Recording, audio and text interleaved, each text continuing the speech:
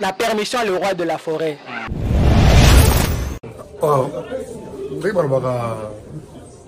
J'avais entendu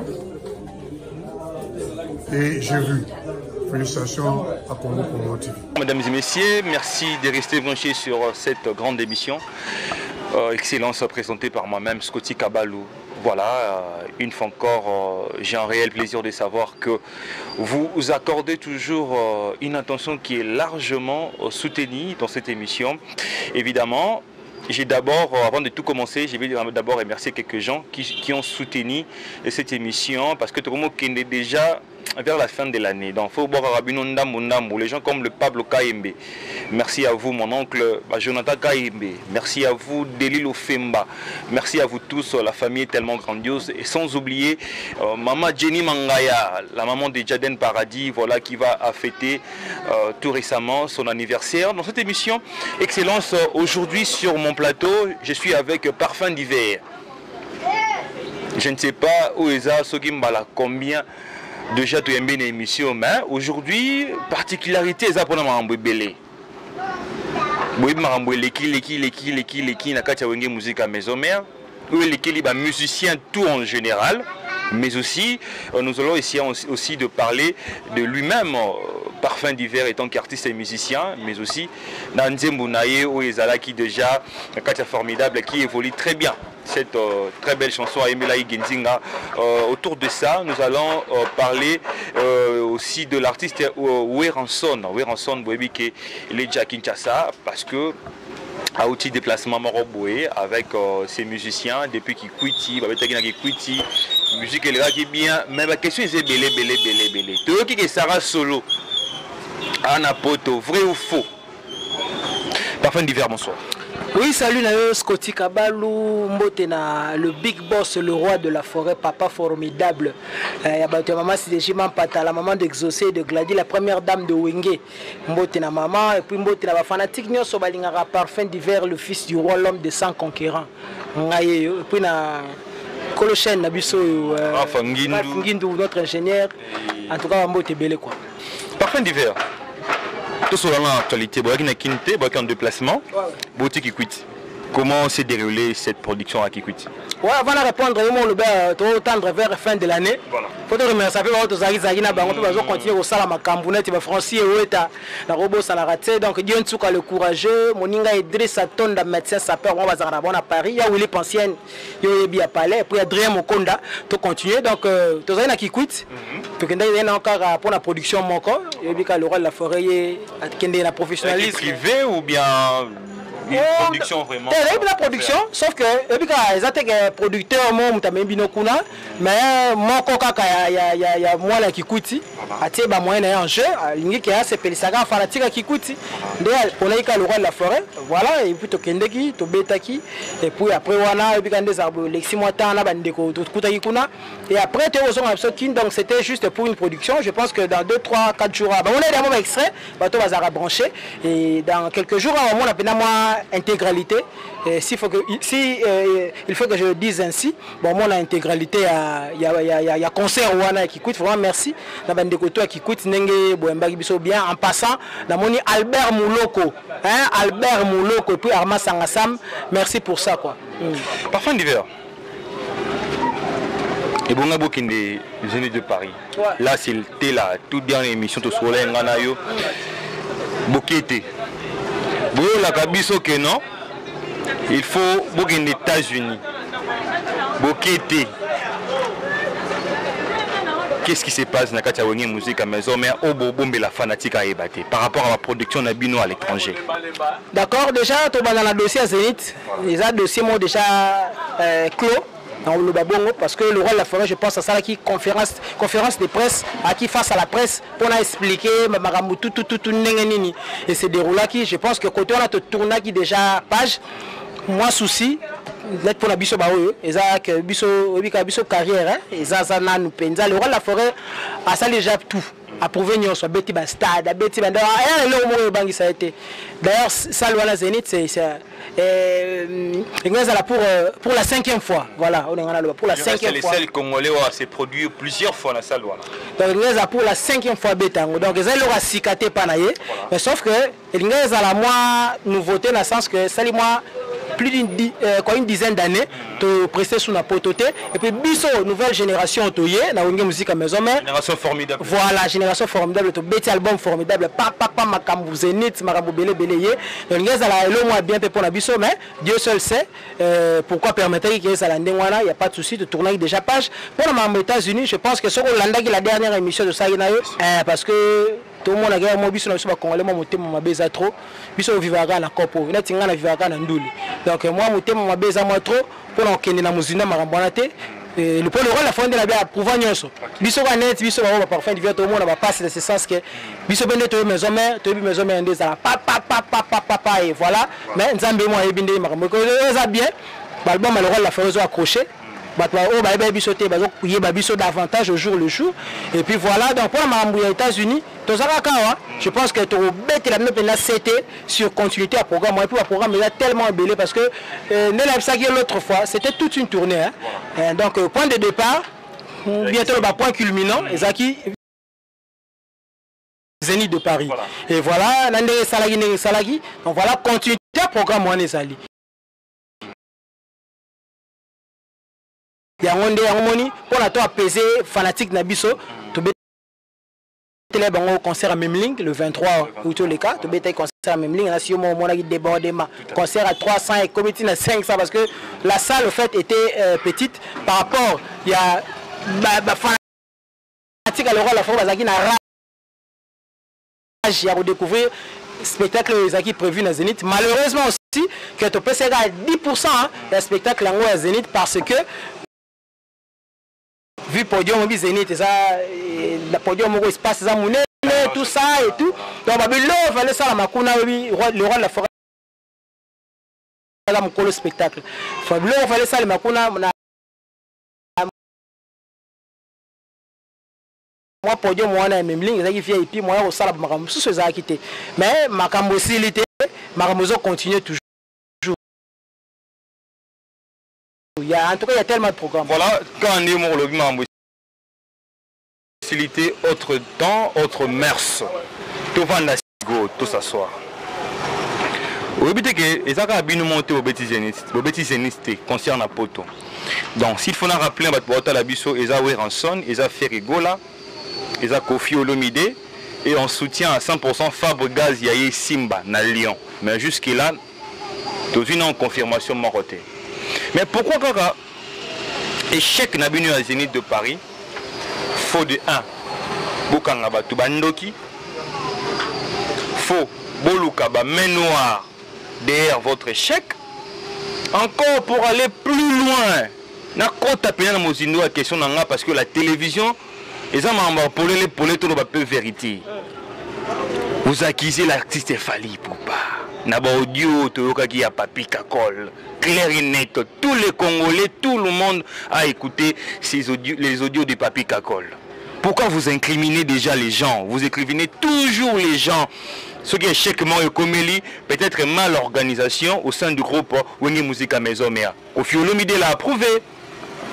Après Simbote na Tirongonda. Tirongonda ya mbote ya yo yango wana mama Dona Monica gaz na moni le super de en sol mama Jenny Monkiri Paola Mbiavanga merci pour le soutien pendant la musique to senti que vous a pembeni na biso et ça la biso bien puis Carlos Mvula Mvutulu Mvuluzi Carlos Mvula Mvutulu Mvuluzi na zongelio déjà na boy déjà au employé moi na si yo de temps moi trop na boy employé moi na échec et puis balobaka tu as échoué lorsque tu as passé l'épreuve et que est simbité biso déjà to betité to beta quitté donc l'on a déjà échec parce que to beta quitté au sein l'examen ah la CPL na pose à tolérant donc ils ont déjà échecté to l'on liango na makaba problème sur le bien en tout cas là au courant de rien ya makambo zo lo balanga wana. Oui, nazap no courant de relève ça va trop.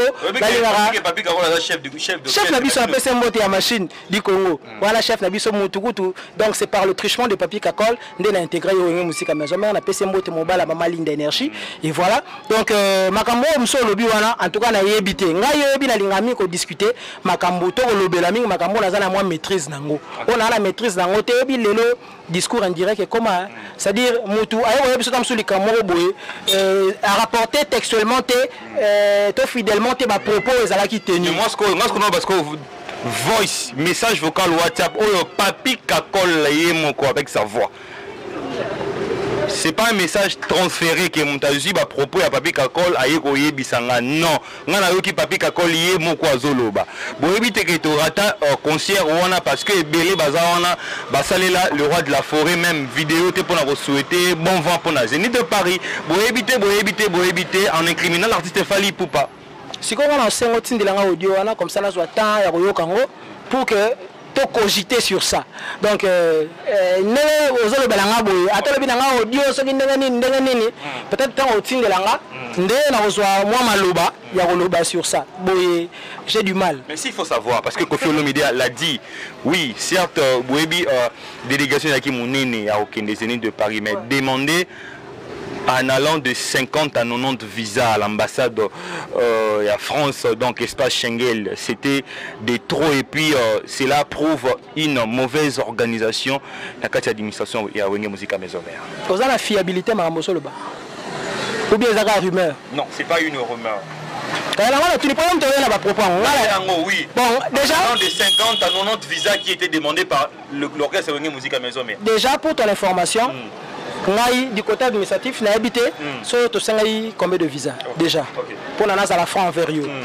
De deux, n'a habité à part biso Wenge Musique à Maison mais le roi de la forêt au habité toujours soit aucun des spectacles à miner à même toujours bas comédien bazangati bas journaliste bazangati et sili donc boulot la biso tambola de père na bino neni bo véhiculer message ngaka na beta ki boy na sala ki boy le kaki biezong saki boy faut journaliste azala yonde osala musala na yo ngamo so misete na ko yana bando filmer na te ba image na bando commenter non on se comprend donc boulot la biso tambola de père na bino ba journaliste bazalaki et puis ba comédien ba to bayaki na maison Schengen ba mona biso jour to yaki awa pour na makambu na biso et tout ça comment vous se retrouver bino nyonso libosa maison Schengen dans les ko senga autorisation na mboko na mboka batu mais par force. La Pessimbote na salanga excellence Yves Monkulu, le docteur Yves Monkulu Zola, ministre de la jeunesse. On a pena master na Pessimbote Yves Monkulu, le docteur cabinet na biso mobimba. Opso za na cabinet na biso. Namoni parsec na biso Patrick Eyama, namoni intendant na biso Gelor Fukiandi, namoni na nenga systématique docteur Gelor Mbai. Donc voilà pena cabinet na biso jeunesse na Pessimbote ne belé Alex Ntima na Washington. Répondre na magambo to bande ko solo là. C'est-à-dire côté wana biso za babengi yo yaka neti ngai nazaki parmi bato babengaki pour que na ko répondre na rendez-vous na ambassade présence physique na yaki to ça ma formalité nyonso toujours et tout donc nombre de gens na yebité na biso ya bengi biso même voyage za babengi yo tu vas voyager au aéroport et tout makambo salami OK makambo wana le reste état la ngate ngana côté musique to yembi tout ça voilà la souki wana je pense que j'ai répondu à ta question soki to kela makambo susu olobi ya makambo ya ambassade comment vous se retrouvez foule et puis les fanatiques comme si vous demandez par force cette autorisation là sur l'espace Schengen. Je pense que Naouta le bas dossier on la ligne le belango trotté parce que le roi de la forêt explique à Ignon. C'est un peu de récapitulation. Voilà. Là aussi on volé car par respect à bandeko tout bazolanda balanda émission yo. Donc voilà, tu se retrouves le jour où on a biso dans ba musicien parce que la jour il y a rendez-vous ba beng saki biso. La preuve tant to yaki to tellement libanda tête au kotaki.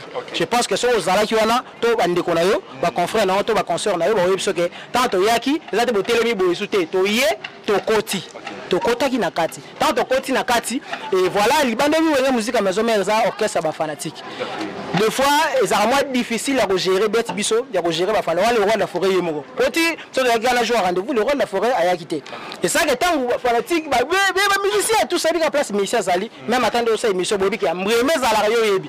O te na kuto ça le lo tam so solo na mutu placement boyi ba ye tout ça obenga na bango te ça prouve que ba linga rabino balanda rabino. Alors ba tu ba ye wana ta ba moni biso na maison Schengen Schengen et voilà et créer un mouvement quand ndenge ezalaka et tout.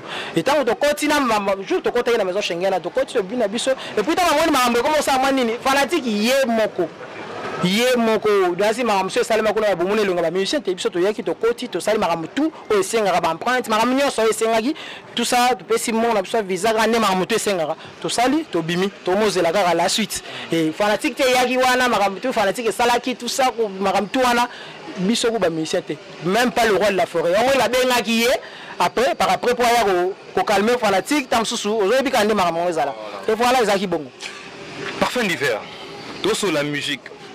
J'aime bien son ayambi na kati émission parce que tu n'auras plus na ba bon tu auras émission moko boeka té aba buzz mais oui tu auras plus pe na kati thématique et c'est un peu de réfléchir en tant que de jeunes lelo parmi ba cause oyo ba diaspora ba boya biso ba congolais ya kin parce qu'il na tina kati wana parce que tu accompagnes rabino tout se produire na espace Schengen souvent il a ramingi na Paris et ça bah argumenta que to marabandia mon abiso message moko le karaté et message ka to y na texte na contexte ya message est-ce que uti ko kanzembo un père abimisi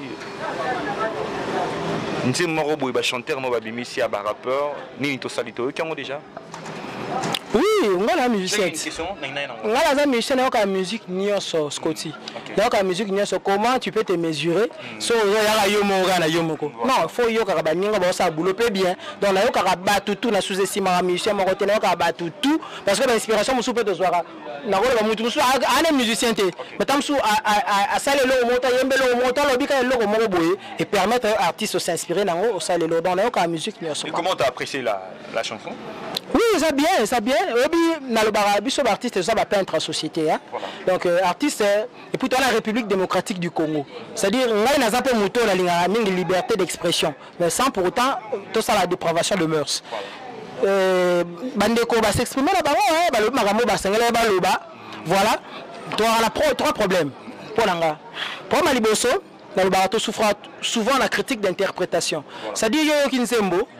Aujourd'hui tenté il y a tout artiste magambo ya lobby mais yo au développement on a pas ce exemple moro bizarre le roi de la forêt l'album là c'est formidable et ça la chanson mon coup toi moi bonus tout le babongo bonus titre là arata na au développer en gros na ke ouais premier point c'est à dire au juger nzembo na neyo kanisi kuna balobi lipa ate ndalo ba lipa na il faut zala nini boye to nini boye.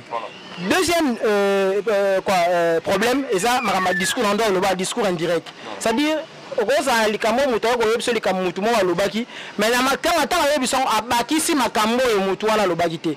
Biso na Congo zara mutu tam so 18 ans yo quand même pas nzembo na yo. Mais aya obeta li solo place mo boye tranquillement.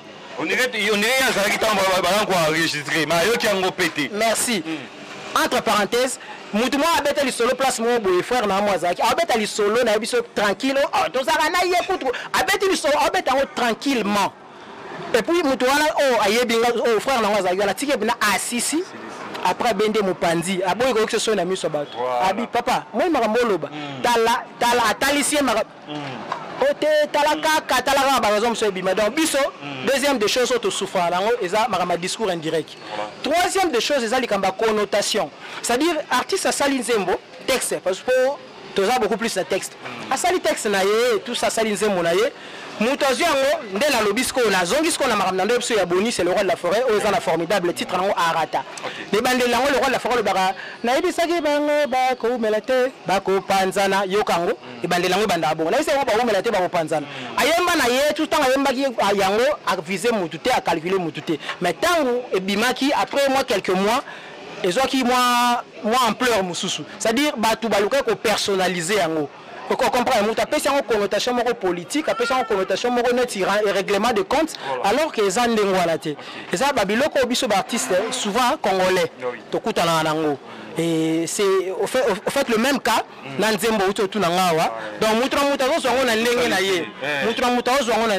mais tu penses pas que les gens aujourd'hui, on va dire le début de cette émission que le roi de la forêt a tout donné dans la musique. Après, si tu penses pas que c'est le temps, ce genre de message aussitôt quand on a l'album, il y a eu rançon? La pesi mbote na président d'homme na Lille, la pesi mbote na Cédric Moussongo, na les vrais orationnistes, président Redel Toukabilanga Sagesse, et puis Jérémy Cosmas le Noble. Scotty, excusez-moi, na titoyeux, Bobo ça n'a rappelé moi Mbangu.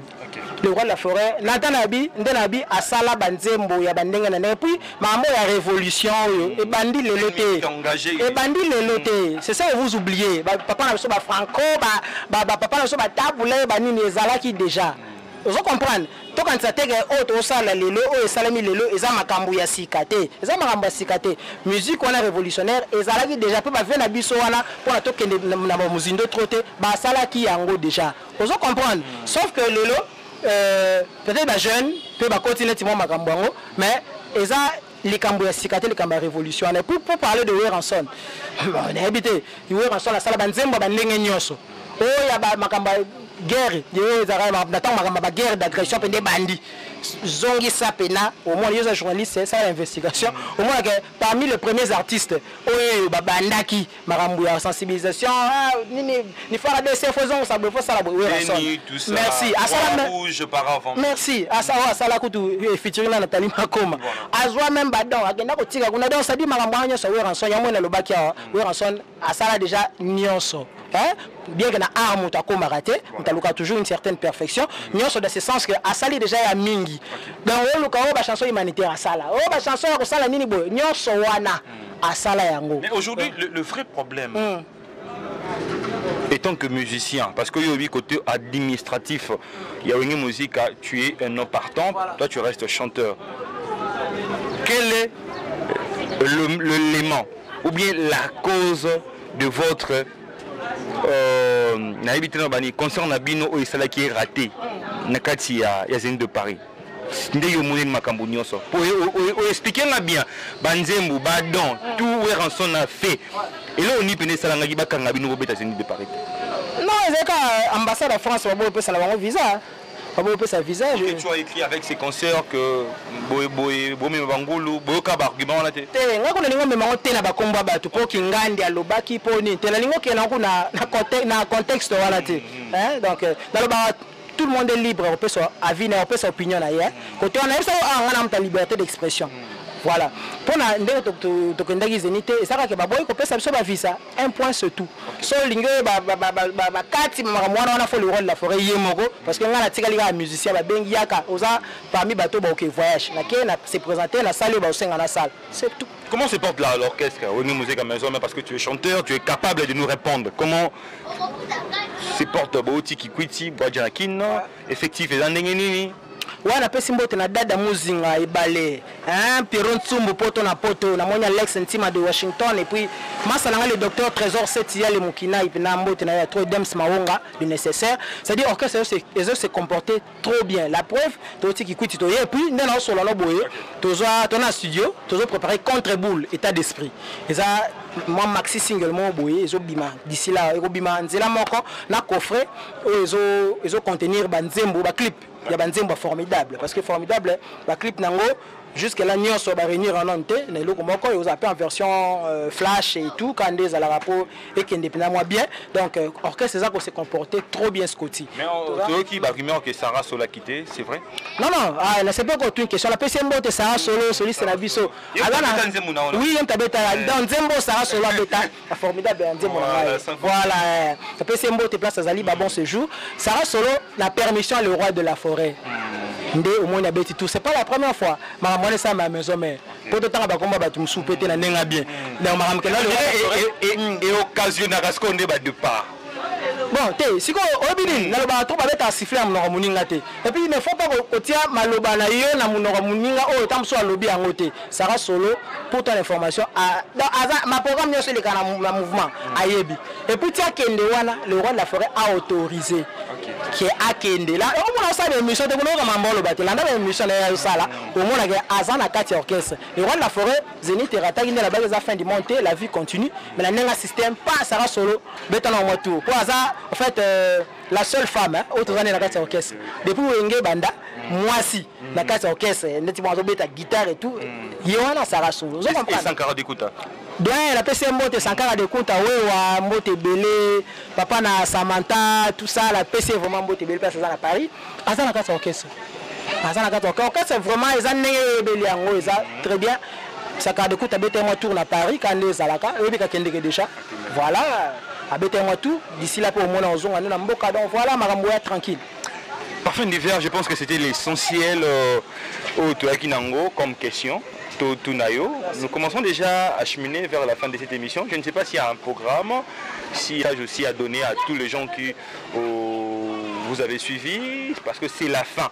Et puis tu que vous changez siège Nabino et à répétition. Momentanément c'était à cabine d'ascenseur, maintenant vous suivez espace na Massimani. Mais si on peut expliquer ça aux mélomanes qui nous suivent. Ouais, je pense que Clément Ouzolo Gento, na Londres on a su que tout n'est pas mambo puis Massanangai na zomona bongo dadinga ngale célèbre bureau mobile puis Koja de tout aux États-Unis 001 yo yebi. À quand la Zamba 2, toke na onde ngwala. La Zamba 2 tout ça na si to beta masolo kena. Et là au moins za na kasafu buwana. Bogoye ba bongisa ba sala boye comme na forme moko boye songolo. Déjà na bon okota na fond to beta masolo na to la vérité il rappelle la TV. L'abondance n'est bien ne nuit pas. Tam sou ba pesio eloko yo moko sombe eloko musu pe na meloko nyonso na ko exposer na télé te yango na biso ke na boyi kokota na le fond. Comprendre ko za sombi chemise na kitoko boye mais tam so lobite ko sombi chemise tam so pe na palais mais mutu mo pa ye boye pas notre ingénieur boss na biso Ralph Ngindo et pas chemise musu sous danger vous comprendre au bando ba bateau tous les deux chemises ba chemise na chemise balé non o lata o lingo lata sans pour autant tam so ça ba tout oh ingénieur mutosombelenga oh na mutapesa inga voilà c'est dans ce sens là ndé na lobby que siège to beta masolo na ngokala to répéter na biso mais ce que bat banda senga mwana puis et senga yi mwata et la minute on a annoncé Batouké, to comme na Ozaki ex le siège pour la bateau à Kinshasa, c'est sur Massima Nimba entre Éthiopie et puis direction Éthiopie na avenue Kasavubu, na moi Katikati wana. Donc désormais on comprend. On comprend nous allons calme, on comprend notre côté. Le pan on a iba kolonango, na on a tout ni bon. Ah, obi ka lelo comme même so star mo alinga somba place mo boy. Tu comme c'est masque na pesi Natasha Mbote babiye mutu pesa kabiso pena ba makambo belé bien na pesa mbote. Donc et comme bon moi c'est masque dans la Kinshasa faut comprendre. C'est que kende na ba le kana et tout. Mutalinga so madame sur ma place mo pe abatami na po soki bayebi kaka yo yebi ndenge komba na la lobby te soki ndenge Nathalie Sioka elo moko ça dit to komba wana et puis toza na studio pour na bande ko nyonso oyo balingi balinga mabanga balinga ndenge zala kaka toza na studio déjà le roi de la forêt à la studio na palais sur moi inspiration il est pas to kota pas to koti donc toujours travailler mais bientôt contre boule état d'esprit soya et puis là ba clip ba consommer toujours formidable pour yango sur le terrain et surtout nzembo nanga sans concurrent nzembo ezanga date d'expiration aussi là jamais parce que elle va livrer zamenga batu ezanga to elle pas mabila ça y est elle va livrer to ya Baudelaire to Alphonse de Lamartine le roi roman.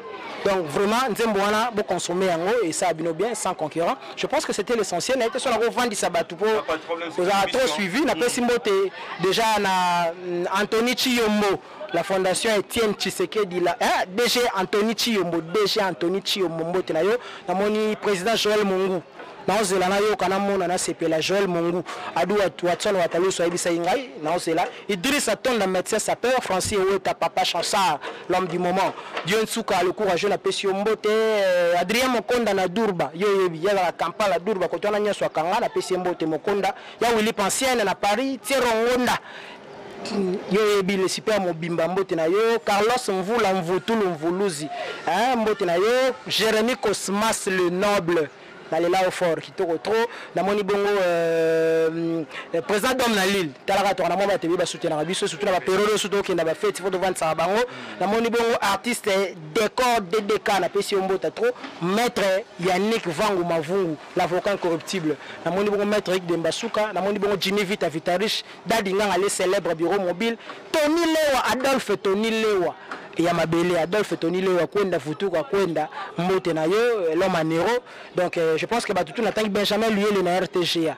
yo yebikande to sola ki merci na batutu président Redel to kabilanga sagesse parfum d'hiver yo so na bando tanga na aussi saté merci na yo Scotty no se déplacer qui pour que to tourner émission continuer n'est-ce pas à nous critiquer positivement pour que to tobongisa makambo esa biso bien 00243 89 89 44 637 00243 89 89 44 637. Merci Nao Scotty.